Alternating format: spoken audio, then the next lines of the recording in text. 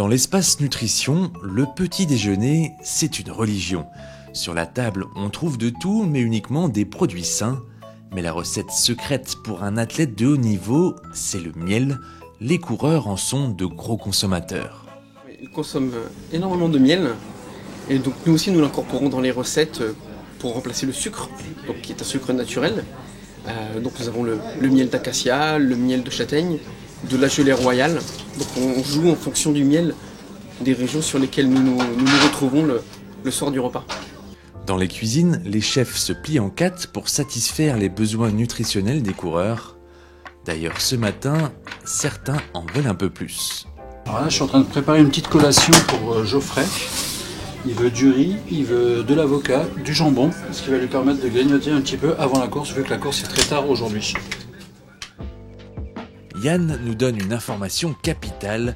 Geoffrey voudrait-il s'échapper aujourd'hui? Enquête. Non, c'était pour couvrir un peu les dépenses énergétiques des derniers jours. Après oui, aujourd'hui c'est quand même l'arrivée à Lyon. Je suis pas lyonnais, mais je suis bressan, c'est pas si loin que ça, quoi. Et puis sur un Tour de France, arriver aussi près de la région, c'est assez rare. Donc ça donne des idées. Après, on va voir comment se déroule la journée. En revanche, il y a un Lyonnais dans l'équipe et il habite à moins d'1 kilomètre de l'arrivée, ce qui peut lui conférer un certain avantage. C'est un avantage parce que bien sûr on connaît le terrain, on sait où on pose nos roues, on connaît les difficultés, et puis je pense surtout aux deux bosses et aux descentes qu'il y a en ville. Et après c'est aussi beaucoup de plaisir, mais je suis pas quelqu'un à avoir un fan club et à ramener tout le monde sur le bord de la route pour m'encourager, je suis quelqu'un d'assez discret. Discret, oui, mais dans son fief, il ne sera pas tout à fait seul. Il y aura mon club, le Vélo Club Vaux-en-Velin sur le bord de la route, et puis il faut savoir aussi que Geoffrey a été formé là-bas, donc lui aussi aura des supporters sur le bord de la route.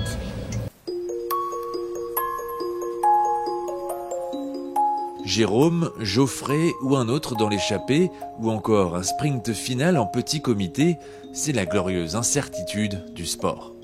L'objectif de la journée, c'est vraiment de prendre l'échappée avec un de nos coureurs, enfin tous, sauf Nicolo, avec une mention spéciale si possible. Mais on n'a peut-être pas toujours ce luxe-là sur le tour, mais c'est vrai que Geoffrey et Anto, pour un final comme ça, ça serait vraiment très très bien. Donc que tout le monde ait ça dans un petit coin de la tête. S'il n'y avait pas eu d'échappée, Anto et Geoff, vous avez carte blanche pour les deux boss du final, si ça sort. Parce qu'il va y avoir des attaques. À quelques minutes du départ, Nicolo procède à un petit ajustement. Oui, j'ai changé les cuissards, ils sont anciens. Alors j'ai fait un petit règlement à le vélo.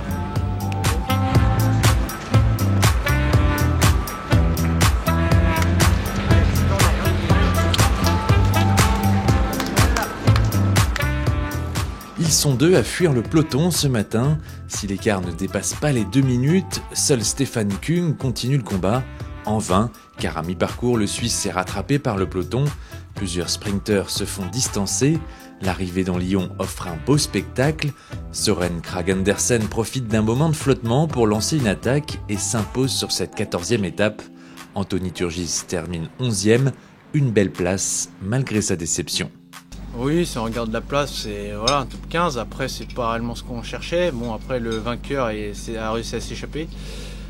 Ensuite, voilà, c'est des choses qui arrivent. Je suis juste derrière les sprinteurs. Il y a des mecs qui sont un peu en entre-deux. Je me fais gêner, donc je perds la roue vraiment des sprinteurs. Et ça fait que je sprinte vraiment à contre-temps. Et c'est un peu dommage parce que des journées comme ça difficiles, on voudrait bien un résultat à la clé. Donc, dommage sur le sprint. Après, voilà, je réussis quand même ma journée, je pense. À l'arrivée du bus, Ronnie attend les coureurs, c'est leur point de repère. Je vais donner les cartes aux coureurs et au staff qui vient d'arriver. Les coureurs sont très fatigués, au lieu qu'ils demandent à aller à la réception, c'est mieux que je leur donne en main propre. Voilà. Comme là, on a Nicolo qui est chambre 6. Chambre 6, c'est là. Voilà. Pour le massage? Oui, ouais, dans 5 minutes. Chambre 2. Moi, je suis chambre 2, tiens. Moi, je suis 117. 117. Moi, c'est au premier, toi, tu es en bas, au rez-de-chaussée, à gauche. tu montes les escaliers et tu vois. Demain, la route s'élève, l'étape s'achèvera au col du Grand Colombier, une ascension qui avait souri en 2012 à un certain Thomas Voeckler.